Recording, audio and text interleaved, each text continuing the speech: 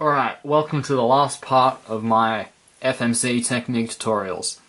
In this video I'm going to be covering insertions and switching between inverse and normal scramble. Switching between inverse and normal scramble is something that is very hard to explain. So because of that I'll be explaining it last and also explaining it in quite a lot of depth and hopefully make it as clear as possible because it is pretty confusing. Insertions, however, are somewhat more straightforward. You can do insertions with corners and edges, but the most common one to do is corners, and because of that, I'll just be teaching the concept using corners as an example. But you can apply it to edges in the same way. So you'll remember in the first few videos I said the end goal for block building was F12-1, and also that considering edge orientation is something important to do. And the reason for that is, when you want to set up to a corner cycle, what you have to do is you have to solve all your edges, and having them already oriented it makes the cases very easy. Significantly easier than they would be with flipped edges, stuff like that. So for this particular case, you've got two edges already solved next to each other. The corner just happens to be solved, but just ignore that. You've got two edges here. And then this one needs to move here, this needs to cycle here, and this needs to cycle here. And you can just do this fairly intuitively by inserting this edge and then doing a U move. So solving all the last 5 edges is fairly straightforward. You can usually get a few already lined up depending on your solution, and after that you just have a few corners. So in this case you got this corner which needs to go to here, which needs to go to this one, needs to go to here, and so forth. So it's a free cycle. So you've reduced your whole cube to a free cycle. This is your skeleton. This is not your final solution because you still need to solve these free corners, but this is what's called your skeleton. And what you need to do is you need to use an insertion in the skeleton. And how that works is you use a commutator, because there are countless ways you can cycle free pieces. And what you want to do is you want to try and cancel moves into the skeleton with that commutator. And with that you should get a fairly efficient fewest move solve. And how you want to actually go about doing the insertion, you want to actually number these corners and where they need to go exactly. So this yellow sticker, let's call this 1. You'd label this with 1 with a pencil or something. This needs to go to here, this red sticker, we'll call this 2. And this red needs to go to here, so we'll call this 3. And then this yellow needs to go back up there. So you'd write in pencil 1, 2, 3. And then what you do is you just do the scramble again, and you go through your skeleton. And you go through move by move, and you try to find a way to cycle these 3 corners. So you're trying to shoot 1 to 2, 2 to 3, and then 3 to 1. And you try to find a cycle that will do that will also cancel moves into the skeleton. And by doing that, you should hopefully end up with a very good insertion. And yeah, you'll end up with a nice fewest moves attempt.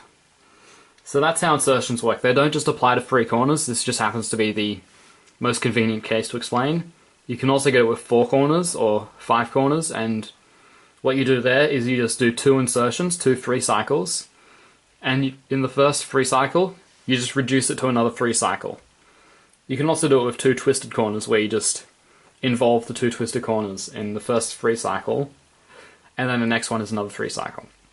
So that's pretty much everything with insertions. Again, you can always apply it to edges, but I won't be covering that in this video because that's just me wasting time. Now, the last thing I want to talk about is switching between normal and inverse scramble. Now, doing this is not easy. Explaining this is not easy, and learning this is certainly not easy. I cannot stress that enough, so bear with me. Just got to set up the camera because I've got a diagram here set up for this. Just a sec. Alright, there we go. So, I've got 2 examples here. I've just got straight text that should explain it, and then I've got an actual solution, just moves, in notation, which I'll direct you to after explaining this.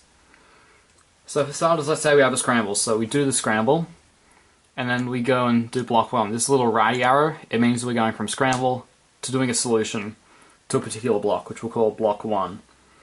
And after doing block 1, let's say that we don't actually like the continuation after it. Let's say we've checked numerous ways of doing block 1, but we just can't find anything.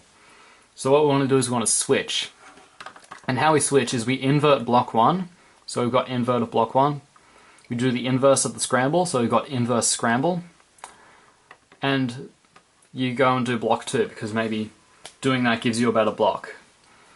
So what's happening is block 1, the inverse of this is just becoming the pre-moves. And this is the pattern that it follows. You go scramble to block 1, you want to switch, inverse of block 1 becomes the pre-moves for the inverse scramble, and then you do block 2. And then if you want to switch again, you do the inverse of the moves for block 2, and they become the pre-moves of the normal scramble, because you're switching back from inverse to normal. Then you do your solution to block 1, and then you do moves for block 3. So that's pretty much what it is. It's just inverting, and you have to just keep in mind the actual pattern of what you're doing when you're solving pieces. And then for your final solution, the way you want to lay it out, because these are pre-moves, what you end up doing is you do scramble, and then you do block 1, block 3, because after the scramble that's what your solution is. And then you want to undo the pre-moves with inverse block 2.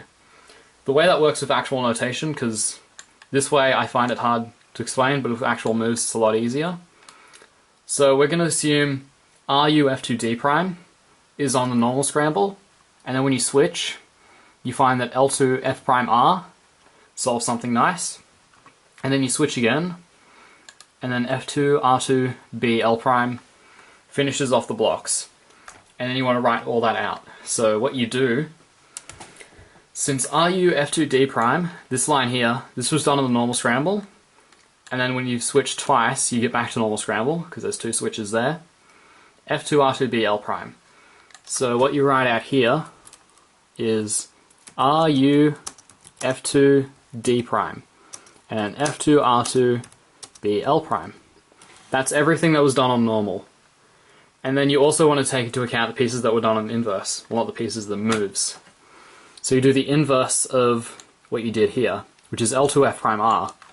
So you do R prime F L2.